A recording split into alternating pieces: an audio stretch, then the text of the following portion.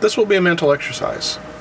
You may wish to close your eyes and play this a second time or more instead of watching my hand gestures, which will be very feeble in illustrating a concept that deserves good animation to do it justice. Imagine with me, if you will, a life form or creature as represented in a four-dimensional graph called an environmental or evolutionary sphere of influence.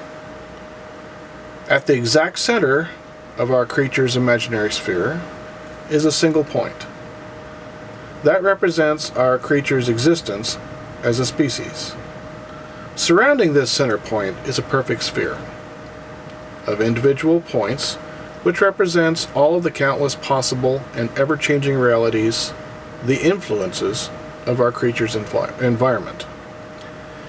Each of these variable realities can be represented by one of an infinite number of points on the sphere as terminated radius lines among an infinite number of lines radiating from the central or hypothetical creature's existence point.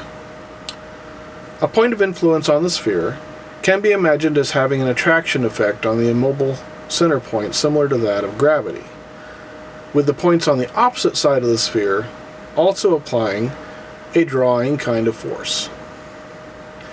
A point on the sphere should be imagined to have a variable attraction factor, so that regardless of its single size, it may have a very strong or very weak influence on our creature.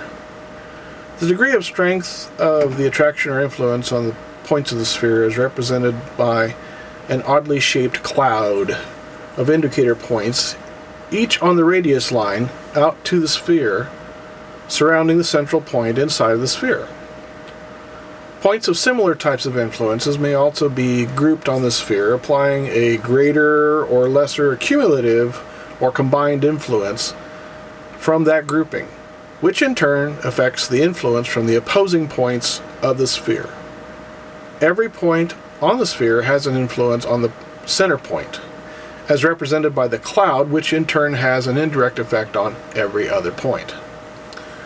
When the entire indicator cloud has moved to one side of the center point of the creature species, no matter how small that distance is, that species is then extinct. This is a representation of the environmental feedback system that over time, with its varied influences, changes the shape, the actions, the abilities, and every other possible aspect of our creature. This conceptual model, the environmental sphere of influence, is the most effectively communicative model of the principles of natural selection dynamics that I am aware of. The reproduction strategy of a life form is a very influential set of points on a creature's environmental sphere of influence. I will be using this concept along with the RK reproductive strategy model to help me express some of the dynamics that, in my opinion, have brought humans and our environment to our current state of interactivities.